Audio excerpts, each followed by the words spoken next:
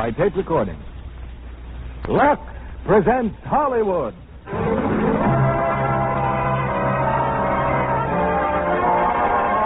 Lever Brothers Company, the makers of Lux Toilet Soap, bring you the Lux Radio Theater.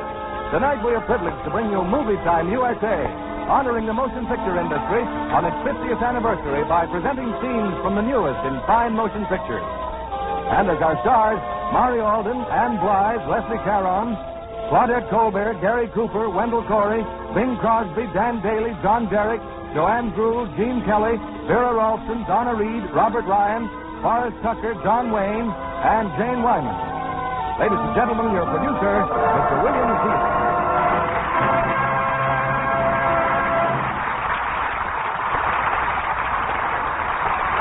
Greetings from Hollywood, ladies and gentlemen. 50 years ago, in downtown Los Angeles, Colley's Motion Picture Theater was opened.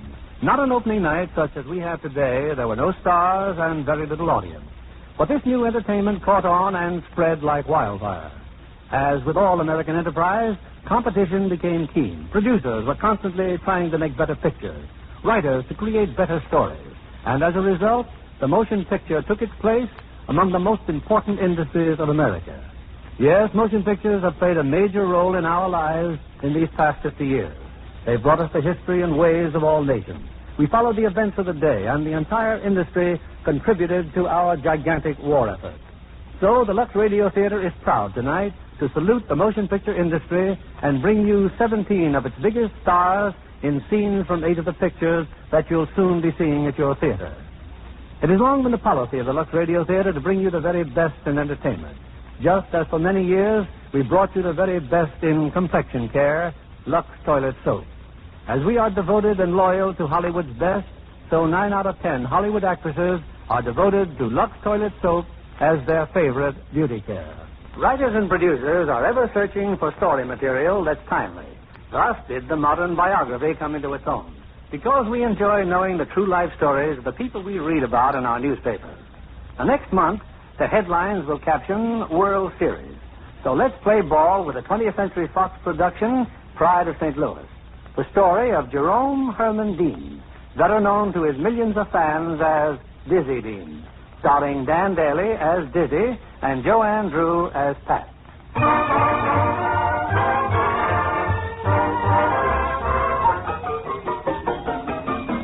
It's a bright, moonlit night, and a young man is paying a visit to the Nash residence in Houston, Texas. Quite in keeping with his character, the visit is strictly unorthodox. For the time is 2 a.m., and the determined Mr. Dean is struggling to get a ladder under a second-story window. Jerome, what do you think you're doing? You got any idea how hard it is to get the end of a ladder in Houston?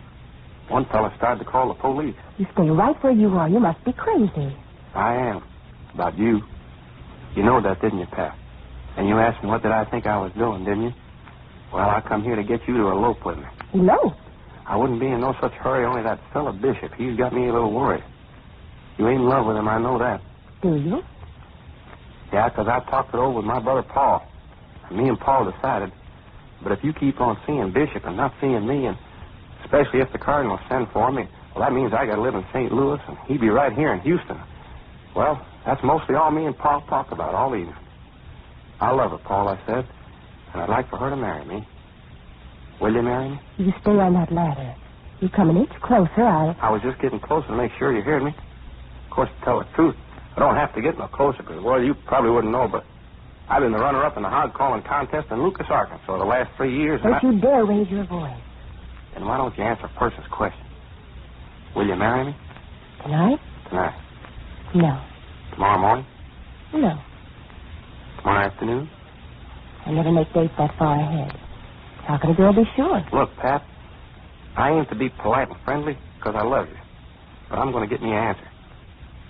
Will you marry me tomorrow afternoon? Well, I really don't know. Look, Pat. Tomorrow afternoon. I always thought I'd have a big church wedding with bridal attendance and... Well, you never know, do you? We talked to Mr. Monroe in the clubhouse, me and Paul did. Mr. Monroe? I hope he approved, whoever Mr. Monroe is. Well, he's a manager of the ball club. He said if they didn't have a full player limit right now, he'd take a chance. said he thought he'd get Paul a tryout with St. Joe, Missouri. But we told him what we thought about trying out with St. Joe, Missouri, me and Paul. It's the St. Louis Cardinals or nothing for the both of us. Why, if I didn't figure Houston was the same as the Cardinals... Dizzy. Huh? Is that all you've got on your mind? Before we meet again to get married, how good a pitcher your brother Paul is? Now, you know better than that. Do I? Yeah, I know what you want me to say about how much I love you, how terrible I love you. Well, I do love you. Just that much and just that terrible. And you know what? I already asked Mrs. Berger at my boarding house could I have a double room instead of single. You didn't. Sure did. When Paul says the thing is going to happen, it happens.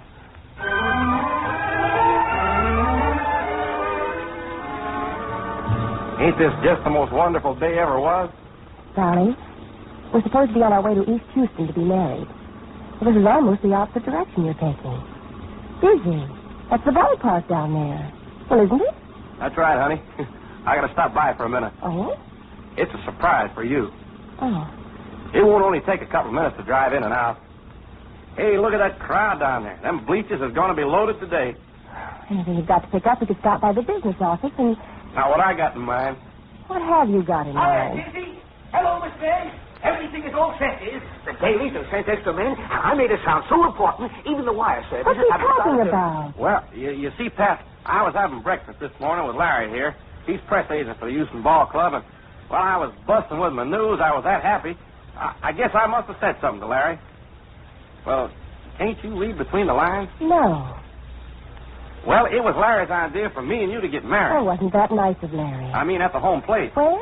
At the home plate, with the ball game going on. Oh, it's never happened before in the history of baseball. And certainly not with a pitcher would shut out them White Sox with one lucky hit they shouldn't even have got. Dizzy Dean. Well, there's nothing in this whole world that could persuade me to start our life together with such a dizzy farce. Oh, I'm sorry. I guess I am dizzy.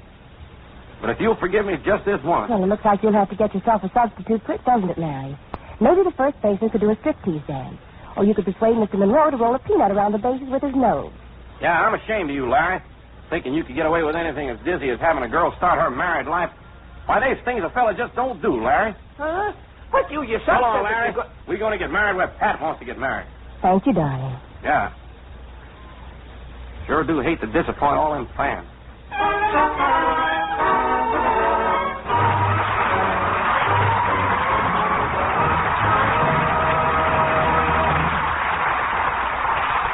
One of the most popular forms of entertainment is the mystery story. In motion picture form, it immediately captured the imagination of audiences everywhere and has kept them on the edge of their seats ever since. Tonight, we bring you the very best in mystery drama, as presented by Universal International Studios in their story of suspense, Thunder on the Hill, starring Claudette Colbert as Sister Mary and Anne Blyth as Valerie Caron.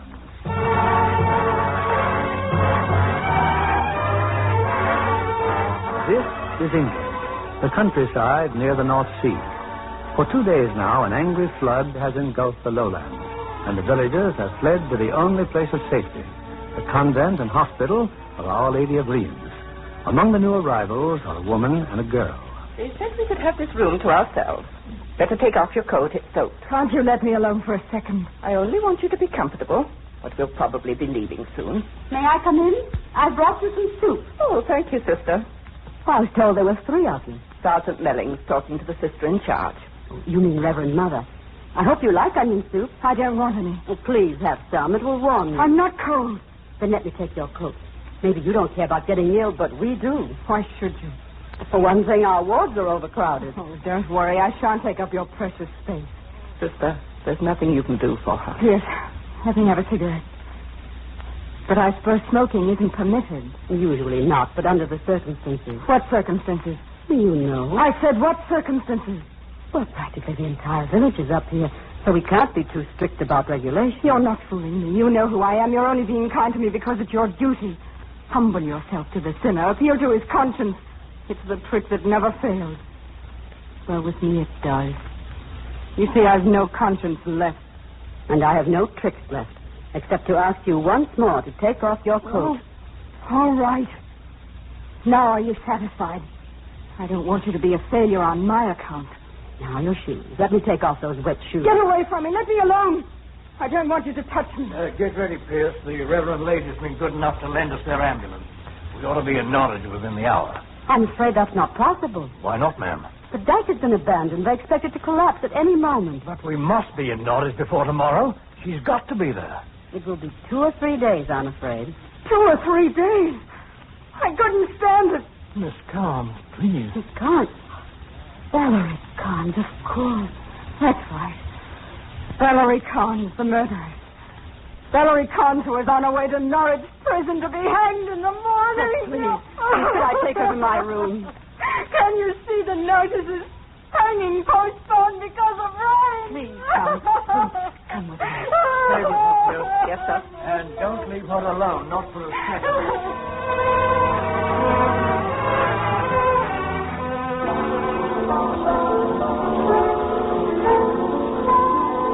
It's the following night in Sister Mary's room.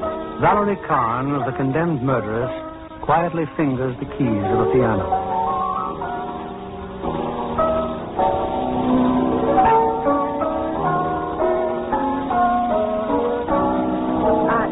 I know so little about music.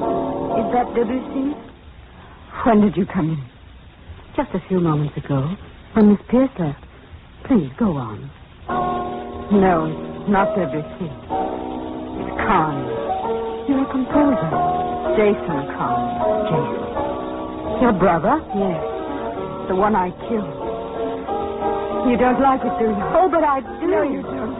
But you're wrong. You're all wrong. Jason's music has great merit and will not be forgotten. That's the only thing I still believe in. Valerie, you didn't kill your brother. I'm sure you didn't. How very kind of you. That makes 2 of us. Even if you had done it out of some false sense of mercy, his death would be on your conscience, and you wouldn't find peace. You had it while you played. But I've told you I have no conscience. I'll never believe that. I should have played Jason's sonata for the jury. Perhaps they'd have acquitted me. I have the deepest conviction that don't talk about divine inspiration. I wasn't going to. Then tell me, why do you think I'm not guilty? Tell me. Perhaps because I know how it feels to be guilty. All right.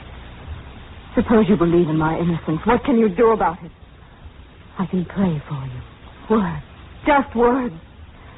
If you really want me to believe you, do something. Help me to live through these last few days. I will. Bring me the one human being who really cares about me. Bring you someone? His name is Sidney Kingham. Is he here? No, in Norwich. Only 8 short miles away. Oh, but you know it's impossible to get to Norwich. You're a nun, a holy woman. Why don't you perform a miracle? Oh. This great flood. It's God's will. It must be his will. To surround our house with water. To let no one in and let no one out. And yet, if I could help it, or if I could only... I will get to Norwich tonight.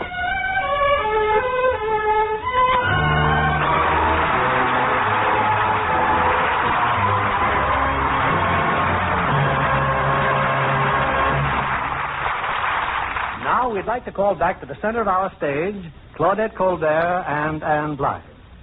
Claudette and Anne, I can't think of 2 stars more representative of the motion picture industry. 2 of our finest actresses and most beautiful women. Well, my. Well, thank you very much, Bill. Both Anne and I feel very honored that our picture was chosen for this tremendous broadcast, and I'm sure all the other players feel the same way. Yes, why, not only do we love making pictures, but we enjoy seeing them, too. I think it's wonderful that the players and the audience could attend the preview of these fine pictures at the same time. Yes, and imagine attending 8 premieres combined into one. Well, I've attended many premieres in person, but this is the first time I've given a performance at one. That's right, Claudette. Why, it's my first time, too. Well, you know, every time I've seen you 2 on an opening night, I've said, now, there are 2 lovely ladies. And I'm proud to say, 2 Lux lovely ladies. Bill, any actress would be very foolish to neglect her appearance. And we all know that Lux Toilet Soap is a fine complexion care. I highly recommend it. I'm devoted to Lux Toilet Soap facials, too. It's my favorite beauty care. Thank you, Claudette and Anne. And we're already looking forward to your next appearance on the Lux Radio Theater. Thank you, Bill.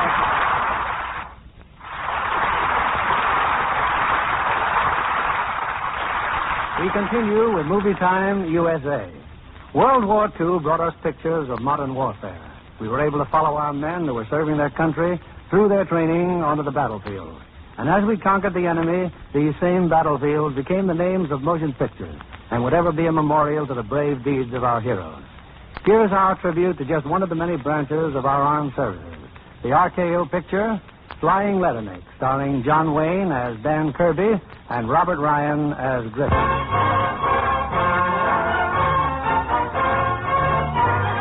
This is 1942. The Japanese had conquered the island chain of Guadalcanal, and we'd started the long climb back, despite the heartbreaking lack of men and material.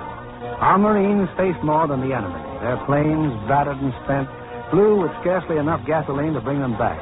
There were no replacements of equipment, not enough food, not enough doctors, not enough medical supplies. And side by side with the enemy came malaria and dysentery. It's late at night, and worn nerves and tropical heat make sleep impossible. Two of the officers are talking, the flight surgeon and Major Dan Kirby, the squadron commander. Well, you say you got work to do, Dan, and I'd better drop by sick bay. No, before I go, I think there's a problem building up for you. Major Griffin. Griff? What about him, Doc? He's got the jump. He's the best man in the squadron. I don't know what the outer edge of his endurance is, but I've got to use him. You know, I ought to be getting $80 an hour for this. For what? I'm turning into a psychiatrist. I think I'll grow a little black beard. If you've got something to say, now's the time. Griff's identifying you as the villain, Dan. It's your fault this whole air operation hasn't enough men or equipment. Look, after this is over, Griff and I'll go out and get knee-walking drunk and forget it. Meantime, knock it off, Dr. Freud. I got a couple of missions to figure out.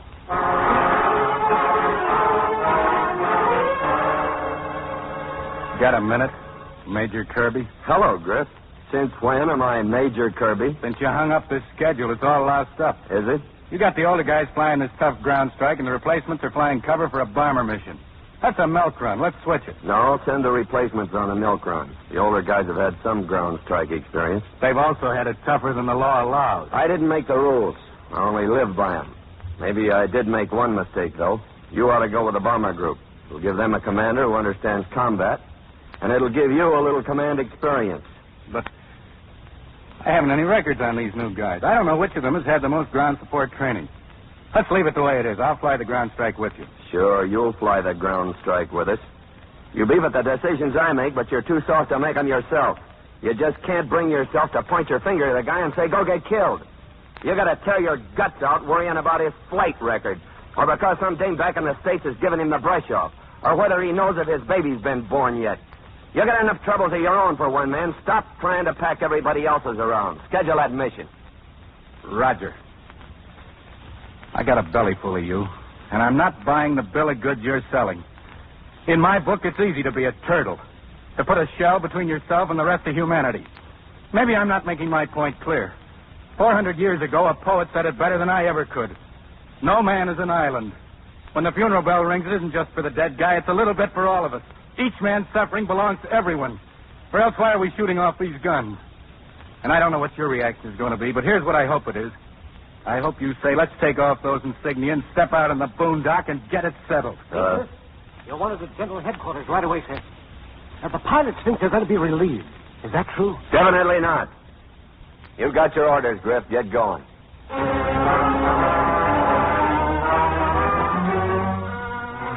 A few days later, the missions are over. And once again, Dan Kirby and Griff are face to face. I suppose you heard, Griff. I've been relieved. I'm going stateside. I guess you've got another job for me. I'm sure the rest of the squadron will be relieved in the next couple of days. Guess the guys won't squawk about that, huh? What do you think? It's my considered opinion they'll welcome being relieved. I want to speak some plain English. Go right ahead. I recommended that you not take over the squadron. You want to know why? There's no regulation says you owe me an explanation. Well, in a way, I feel like it's my own failure. You know, it's the commander's duty to train the men. Train the men under him for fitness to command. This is all unnecessary, Major. I know the Marine Manual as well as anyone, even as well as you. And Section 9 of the manual, the duties of leadership and command. Oh, well, so long, Griff. Maybe we'll meet up again sometime. I sure hope so. Without insignias. So long, Major.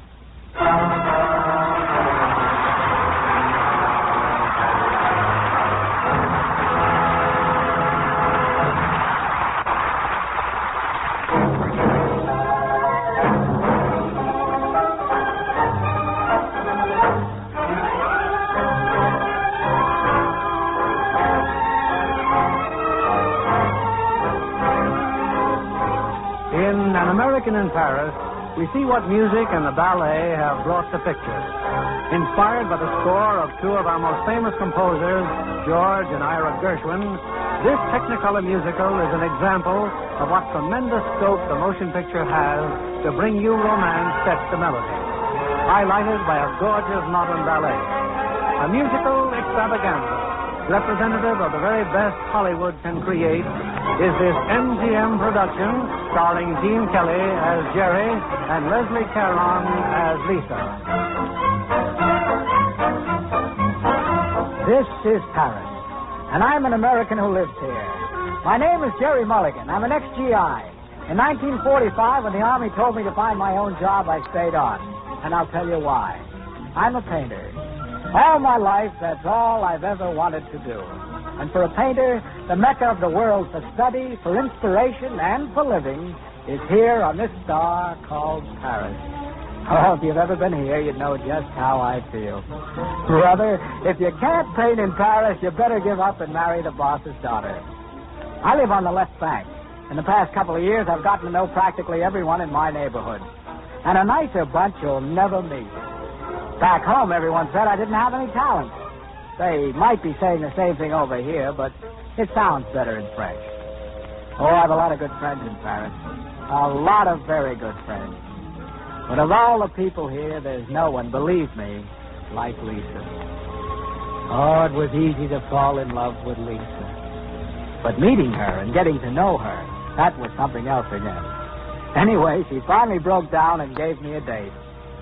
And guess what we did? We went walking. Ah, this is wonderful. Just walking with you, Lisa. You see, I wasn't sure you'd come at all. I thought maybe you just said yes to get rid of me. Not that it would have. You have been here before, along the river? I come here all the time. I have a big thing for this spot. One of these days I'm going to paint it. You're a painter? Uh-huh. You don't look like a painter. There are those, dear lady, who will tell you I don't paint like one either. But that doesn't bother me. Discouragement stimulates me. You ought to know that. Oh, yes, I do. But mark me well, one of these days the world will ring with the name of Mulligan. Picasso will be remembered as the forerunner of Mulligan. This tree will be famous because it was painted by Mulligan. And when will this golden age of art be? When will this golden age of... Well, it's hard to say. Very hard to say. You see, civilization has a natural resistance against improving itself. It may take quite a while. Say, would you like a chocolate bar? Oh, I couldn't eat the whole thing. Go ahead. The night's young. Let's live dangerously. Tell me some more. About America, I mean. About America? Well, let's see. In America, Saturday night's the big night. No work, no school. When you get home, no money. And Sunday? Is Sunday nice in America? Well, in America, everybody catches cold on Sunday. Did you? Well, sometimes. Look, Lisa, what about you? Aren't you sick and tired of the life and times of Mulligan? No, I'd rather listen to you. I don't like to talk about myself. Oh, Lisa, you're going to have to get over that. Why? Well, with a binding like you've got, everybody is going to want to know what's in the book. What does that mean? Well, let me see. Primarily, it means you're a very pretty girl. I am? Yes, you are. How do you know? I heard it on the radio. You're making fun with me. Doesn't everybody tell you that? I haven't been out with many people, and they're always friends. Honey, believe me, I'm no enemy. Lisa, I don't know whether you're a girl of mystery or just a still water that doesn't run deep, but there's one thing I can tell you. If I'd have been around sooner, you'd know by now that you're a very pretty girl. Oh, what time is it? 11 o'clock. 11 o'clock? Oh, I have to go. Where? I have to. Oh, wait a minute. When do I see you again? I don't know. Well, how about tomorrow night? Oh, no. I can't. How about lunch? I'll tell you. Saturday morning, I'm at the École des Beaux-Arts. I'm finished at noon. Will you see me there? Saturday? Yes, I will. Goodbye, Jerry. Goodbye.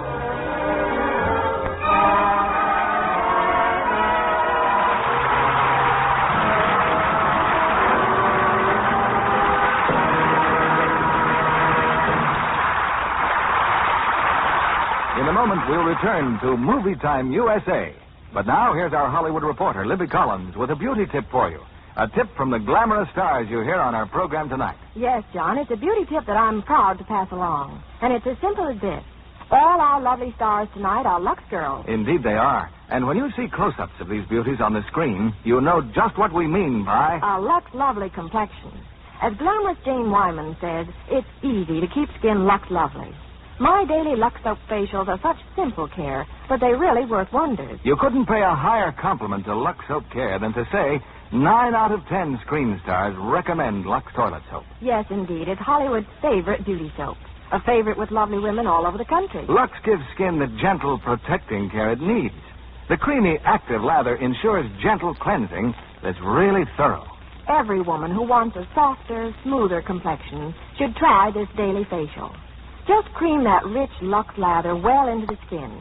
Then rinse with warm water and follow with stimulating cold splashes. Use a soft towel to pat your face dry. Right away, you'll see that this simple Lux care brings quick, new beauty. There you have Hollywood's complexion care. Tomorrow, get fragrant white Lux Toilet Soap. Discover that it's easy to be Lux lovely. You'll know why 9 out of 10 screen stars transcribe. We pause now for station identification. This is the CBS Radio Network.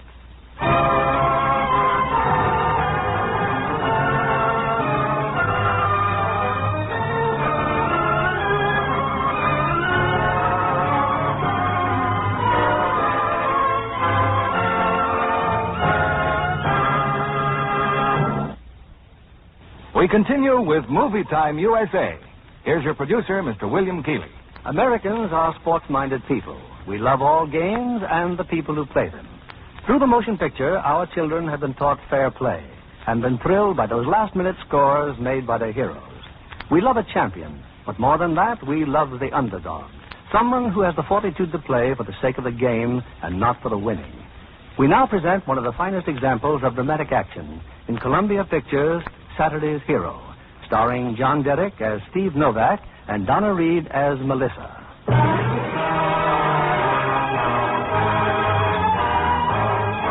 Saturday's Hero is a football player. In this case, a dark, unsmiling boy named Steve Novak. But Steve's leaving the university, and there's a stop to make before he goes to the airport. Come in, Steve. I'm so sorry. How do you feel? I'll be okay. The doctors say I'll never play football again, but... I meant about your father. How did you know? They just told me. You're going home? This afternoon, for good. Nothing here was any good, was it? What are you trying to say? Nothing, really. You think it's all wrong? What? You and I? I think it's very nice between us. But you're afraid it won't stay that way. Why do you say that? Because your uncle won't let it stay that way.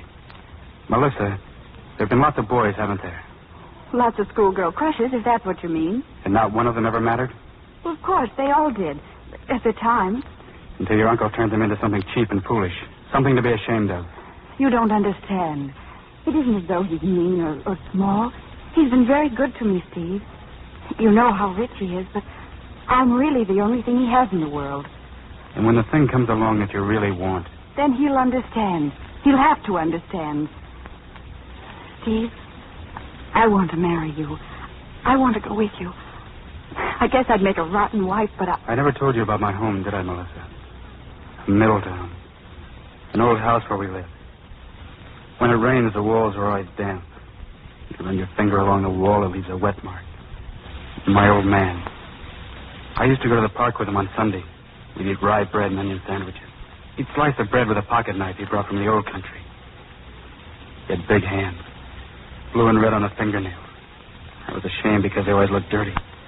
They were stains from the dye shop. He couldn't wash them off. Steve. He liked to sing when he had a little wine. Polish songs. Without the wine, he hardly ever spoke. The wine was because he was lonely. Or inside himself. Now he's dead. No, don't. Why not? I never wanted to tell you about my home before. I can now, and it's good.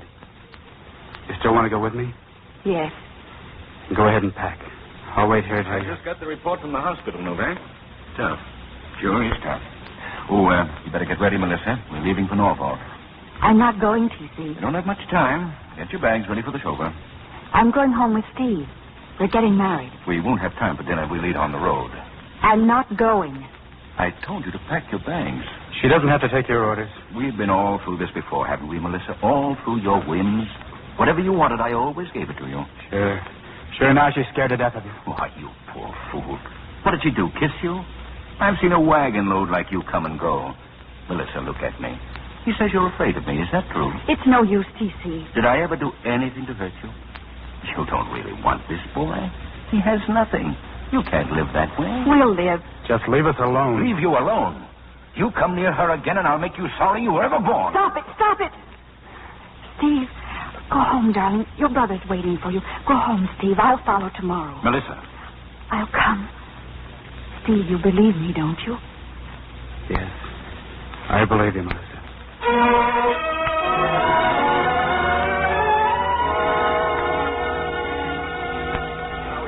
Steve. Papa's dead. You never had time for him, did you? 2 years of college. What did he ever ask you except to write him once in a while? You never had time. You were too busy. Football, big football hero. You want a drink? No, Joey, nothing. Are you hungry? No. Steve, you all right, kid? Joey, I quit school. You're through, huh? Everything? They hurt you? My shoulder. The doctor said... That's not what I mean. Sure, I took a beating. Joey, I want you to help me. I want to get a job. Maybe you can get me one at the shop. Can you do that? Is that what 2 years of college was for? To wind up in a lodge? No. I need a job while I finish school. I'm going to finish. I can do it in night school around here. Or New York. One good for nothing in a family's enough. Okay. Sure, I'll help you. An educated man. My kid brother's an educated man. Hey, Steve, that girl, Eddie told me about a girl. It's all off, huh? I must have been crazy. Thinking that she'd... Yeah, it's all off. I'm sorry I yelled at you, kid. I don't know. Hello? Who? Just a minute. It's for you, Steve, Western Union. Will you read it, please? Steve, darling, am on my way. Taking first class. From Norfolk in the morning. Meet me in the Newark airport tomorrow. All my love, Melissa.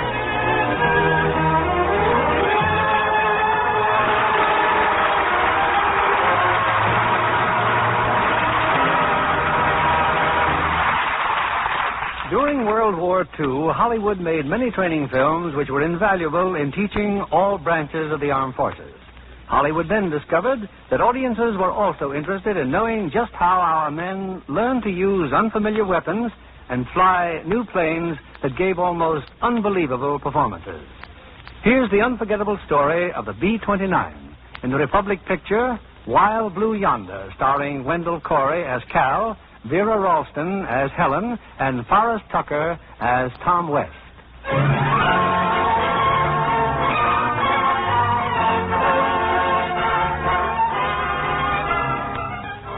It was in the spring of 1943 that I first met that sleek, powerful, and dangerous lady, the B-29. My crew and I were back in the Mediterranean. 50 missions with the 15th Air Force. We figured we knew all there was to know about bombing. We'd been flying the B-24s, the biggest and best as far as we were concerned, until we reported to Smoky Hill Air Base in Kansas. Hello, Cal. Good to see you. Hi, Tom. Do I look surprised? Well, I am. So you're operations officer. And a major at that. Congratulations. Thanks. Only, how come the desk job? Well, you always said I'd make a good school teacher, so here I am, instructing. My proper station in life. Have a chair. Now, what's the lowdown on these 29s? They're great, Cal, but you'll have your hands full learning how to fly them. 2 wings and 4 fans. They fly, don't they? This 29 is a big, complicated airplane. And compared to it, the 24 is a kite. Yeah, you flew a 24. You ought to know. Oh, sorry, Professor. Just slipped out. My crew and I studied the 29 for 3 months at the Boeing plant. We're supposed to be the lead crew. Here's a manual. Study it, Cal. We begin classes tomorrow. That's what I like about the Air Corps. They figure you're never too old to learn. Well, I hope my crew can read. Tell me, how's the lady situation around this place? There's only one lady for you at Smoky Hill. A lady called B-29. There were ladies at Smoky Hill, plenty of them. But there was only one Helen Landers, Lieutenant Helen Landers of the Nurses Corps. The first time I saw her, she was in the Officers Club. With him, Tom West. Sorry I'm late, Helen. Tough day. All those new crews coming through. It's wonderful to relax with you. A very pretty speech. And I believe it. Mind if I sit down? Oh, my name's Calvert, Lieutenant. Cal to my friend. This is a dangerous man, Helen. A Casanova. You have that word in your native language? Casanova? Oh, yes, it's international. German or Czech, Lieutenant? What is it? My accent? Neither, Captain Calvert. Before Hitler, I was Viennese. I've been American ever since. Fine. Now, for Pete's sake, Tom, what's the lady's name? All right, Helen Landers. Thanks for the introduction, cousin. Don't mention cousin. Are you two related? Strange as it may seem, we have aunts and uncles in common. And that's about all we have in common. Oh, no. Well. So it is the same Tom West. Been having engine trouble lately, Captain? Oh, pardon me. So you're a major now. Knock it off, Ted. Beat it. Hiya, Lieutenant Landers. Did the major here tell you about Ploesti? I said knock it off. This wrong-way guy goofs off overseas and ends up on the gravy train, stateside. He's a phony, see? Strictly a phony. Shut your drunken yap, Crenshaw. And from now on, keep it shut. Okay. What do you got to get so tough about? Tom, weren't we going to see that movie? Thanks, Helen. So long, Cal. You see him? Yeah, sure. So long, Lieutenant.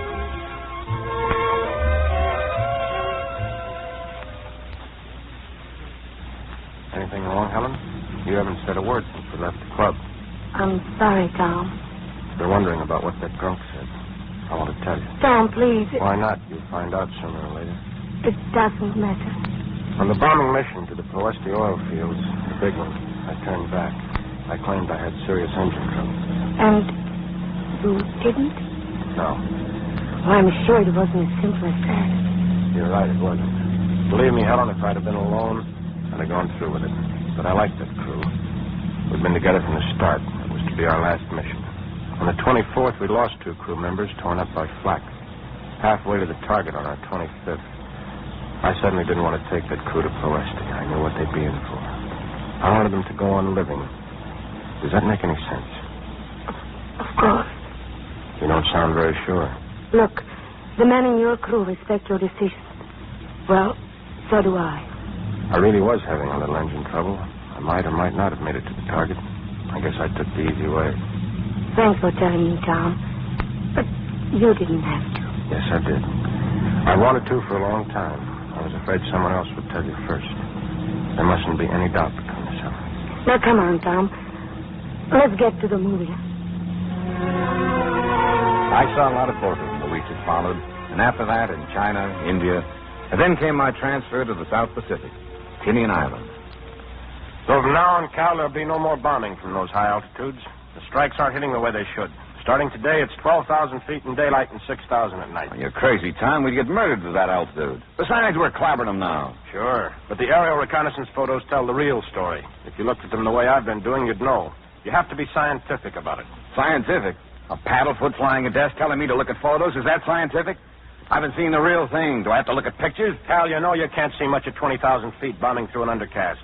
But the strike photos show the bombs are spreading out too far, that's all. There's not enough precision. It's easy to talk about precision from where you sit. You want us to come in on the deck and get the daylights knocked out of us? Aren't we bleeding enough? Aren't enough crews getting shot down? You want to like Ploesti? So we're back to Ploesti again, huh? You got your orders, Cal. Your orders, Major Wiz? And if you'd like them in writing, I can arrange that, too. Thanks for everything, cousin. I hope you and Helen will be real happy. Oh, just a minute, Cal. Well? I got news for you. I'm flying with you.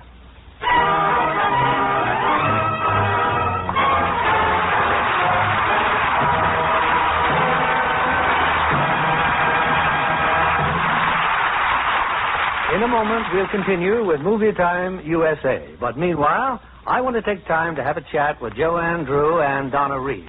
We'll be delighted, Bill. First, may I thank you both for appearing tonight and for your fine performances. We thank you. And I know I also speak for Donna when I say we were happy to contribute our part in this tribute to the motion picture industry. We're proud to be associated with these fine pictures. You know, Joanne, there's an old saying in Hollywood that if you want to be in pictures, you have to go east. Well, that's not true in my case, Bill. I came west to California all the way from West Virginia. And how about you, Donna? Surely you went to New York and made your debut on the stage there? And that's not quite true in my case, Bill. You see, I'm an Iowa girl, although I did go to college in Los Angeles and went into pictures from there. You certainly make getting into pictures sound easy. It just sounds that way. As you know, Bill, it takes a great deal of hard work. And would you say that a Lux complexion helps? Yes, indeed.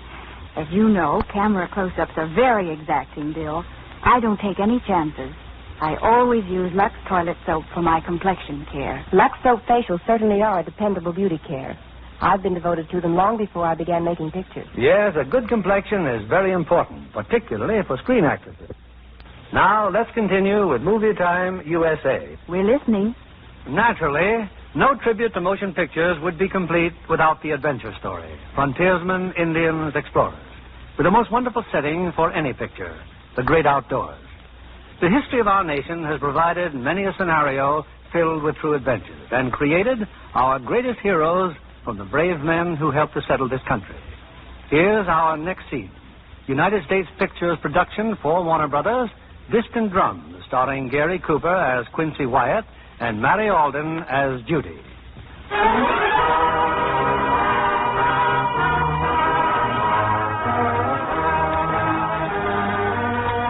The year is 1840, the territory of Florida. A young naval lieutenant has begun a strange and mysterious mission inland to a rendezvous with an army officer known to him only as Captain Quincy Wyatt. The journey was through a jungle, beautiful, weird, deadly. And finally, where the stream widened into a lagoon nestling between sky and water, was an island. And on it, the headquarters of Captain Wyatt. He was waiting for me. Howdy, Lieutenant. Any trouble getting here? No, sir. As far as I know, I came unobserved. How long do you reckon it'll take to move your boat overland to Lake Okeechobee? Well, before I answer, may I say you have my sympathy, sir. How's that? Well, my craft is only big enough to carry 40 men. Well, that's all right, because that's all the men I got left. 40 men to go clear across Florida and take a fortress? That's suicide. Maybe you're right, but somebody's got to try and nip off the Seminoles' supply of guns. And as long as that fort's there, the Indians are just going to keep on getting them. But an attack in small force must fail. I've seen that fort. It's absolutely impossible to take it by less than a brigade. Well, I'm sorry you think it's a hopeless, Lieutenant, because I'm the fellow that thought it up. And about those 40 men of mine in a swamp, they're equal to a brigade. Well, we'll be ready to leave in an hour. 3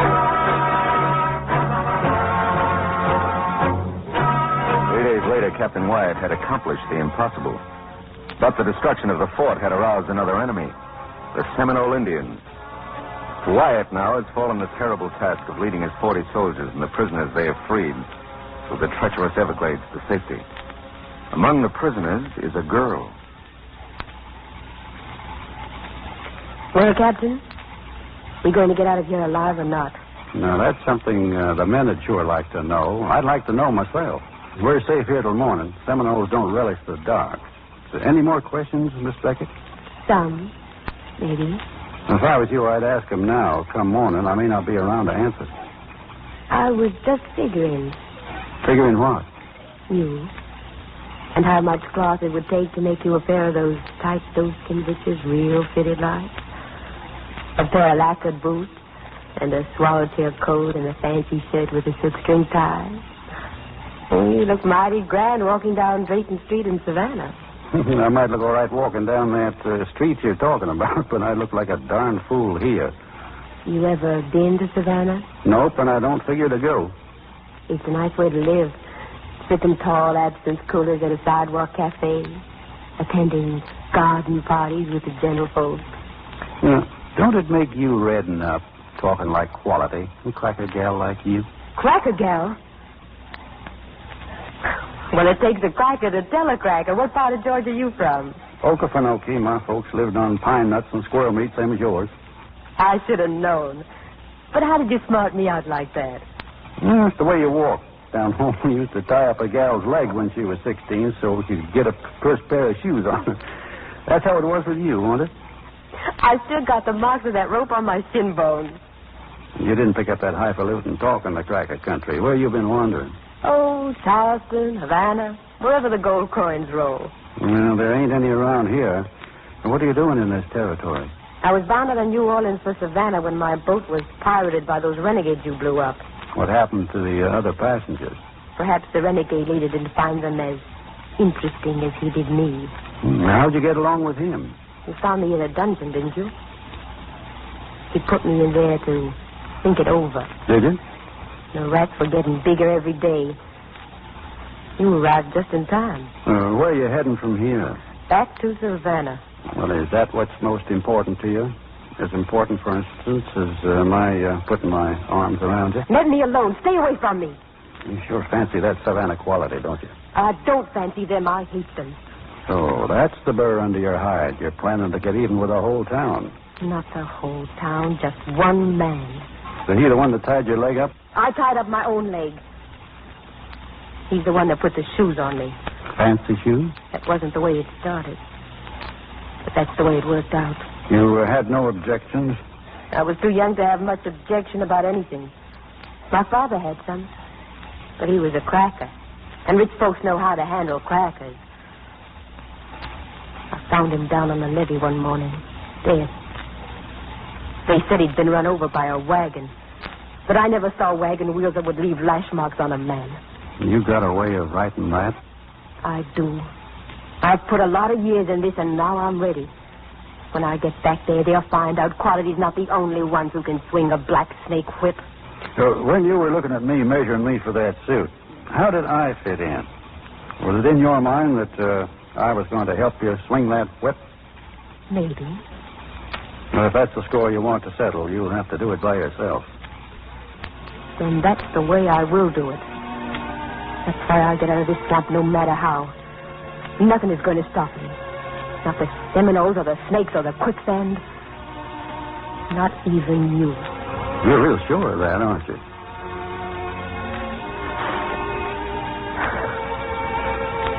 You're still so sure? Were you to kiss me again, maybe I wouldn't be. But you're not going to kiss me again. So it still goes. Nothing's going to stop me, Quincy. Not even you.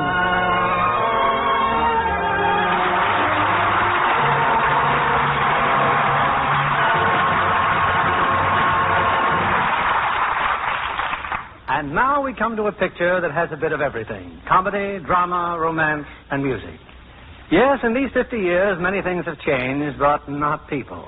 They still like to laugh a great deal, cry a little, but most of all, they like to see boy meets girl, boy loses girl, boy gets girl. And if it's set to music, well, that's just perfect. And we have a perfect example in Paramount Pictures' Here Comes the Groom, starring Bing Crosby as Pete and Jane Wyman as Emmerdale Jones.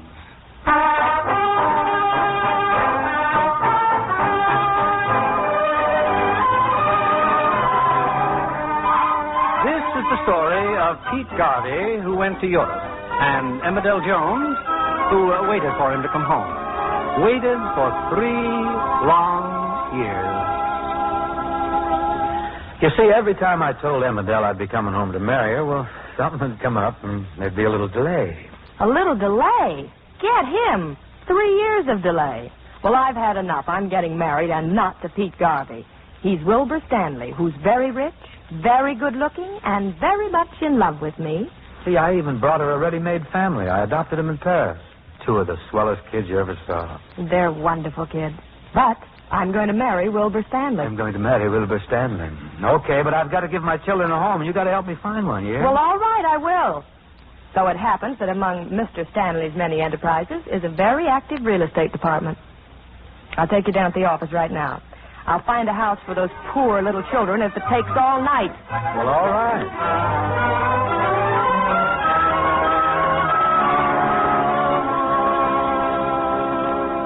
You sure it's okay, Emmy? I mean, walking into the office like this? Oh, don't be silly. Now sit down and I'll see what sort of a house I can find. Emmy, I've changed. Honest, I have. I know you don't realize it, but I have. Honest. Gee whiz, when you've wandered around homeless for years and you finally come back to the girl that you love. Well, if I'd known you were coming, I would have brought my violin. Oh, you're a hard woman, Emmerdale Jones. That I am. A hard, hard woman. Come over here by the window, will you? I want to show you something. Well? Look yonder. Gloucester. Are you crazy? You can't see Gloucester from here. I can, Emmy. We were going to spend our honeymoon in Gloucester. I can see a boy and a girl. Dopey sort of a boy, but the girl's all fire and water. A lovely, lovely will-o'-the-wisp. You got the boy right, finally. Gloucester, an Indian summer, and the rocks lashed by the green to white waves. Look, Heathcliff. Little M doing cartwheels on the beach was delightful, I'm sure. But Big M already searching in the mirror for her first wrinkles. Big M wants security. Now, can you still see Gloucester? Well, it's getting a little murky. But I'll always see Gloucester, and honestly I will. I want a home. I want you. I need you, Emmy. Look, let's get back to business and find a house for those poor little kids. What do you mean, poor little kids? They got me, haven't they? Say, Em. Hey, look here. What about this house? Well, where'd you find that? It was right here in one of your files. Got a photograph and everything. Well, it seems available. I want $80 for the first month's rent, and I'll mail you the lease. Okay. All square and even, Pete? All square and even, Em. A lot of luck now, you and Wilbur. Thanks, Pete. I'll see you sometime. Well, shall we go? Haven't you forgotten something? Have I? Well, don't we always leave them singing? Oh, yeah, we always leave them singing.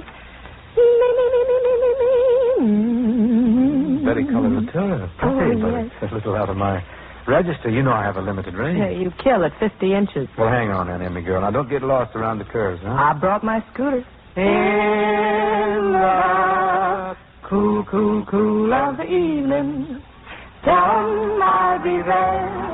In the cool, cool, cool of the evening, better save a chair. When the party's getting a glow on, singing fills the air. In the shank of the night, when the doings are right, well, you can tell 'em I'll be there.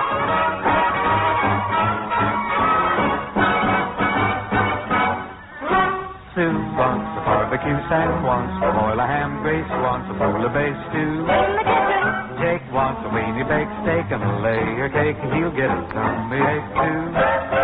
We'll rent a tent or a cheap beer, let the town cry, and if it's RSVP, this is what we'll reply. In the cool, cool, cool of the evening, tell 'em we'll be there.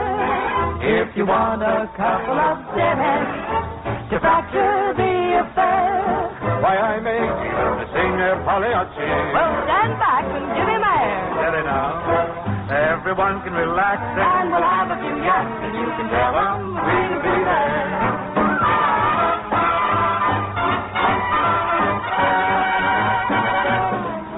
Zing, said the bumblebee, let's have a jubilee. When said the prairie hen, Sue? Jar, said the dinosaur, But where said the grizzly bear? under the light of the moon.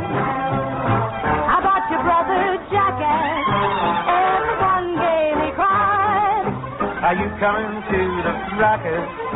And every sexy side in the cool, cool, cool of the evening. I tell 'em we'll be there. In the cool, cool, cool of the evening. Frank, slick 'em on my hair. Now if perchance I look a bit peaked, remember, sailor, If we're still on our feet and there's something to eat, well, you can tell 'em we'll be there.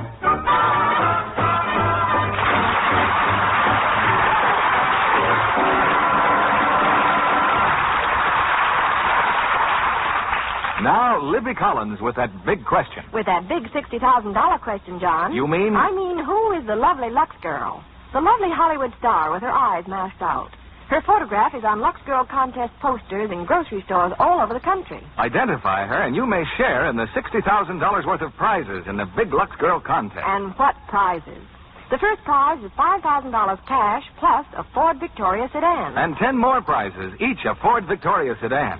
200 prizes of 14-karat gold diamond Bulova watches. Plus $10,000 in additional cash prizes. And all you do is identify the star, put her name in this jingle, and write a last line for it. And here's the jingle.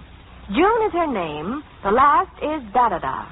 Her lovely skin's beyond comparison. Her beauty soap's the one for me. Da-dee, da-dee, da-dee, da-dee. Get a contest entry blank from your grocer. It's easy to write a winning line about Lux toilet soap. Lux soap facials leave skin softer, smoother, really lovelier. It's Lux Active Lather that does the trick. It's so rich and creamy. 9 out of 10 screen stars say it's easy to be Lux lovely. Send in as many entries to the Lux contest as you wish, and to each entry attach 2 Lux soap wrappers, either regular or bath size. Get started on your entry now. The contest closes October 15th. You may share in that wonderful $60,000 worth of prizes. And now, Mr. William Keeley, our producer. Ladies and gentlemen, next week we will present 4 wonderful stars. And our play will be the 20th Century Fox Academy Award winner as Best Picture of 1950, All About Eve. As our stars from the original cast, we will present Betty Davis, Ann Baxter, and Gary Merrill. In the famous role of the critic, we are pleased to present Reginald Gardner. This is William Keeley saying good night to you from Hollywood.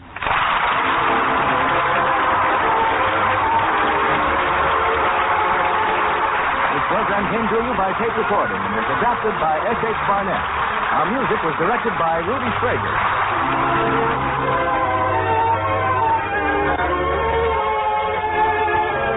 This is the CBS Radio Network.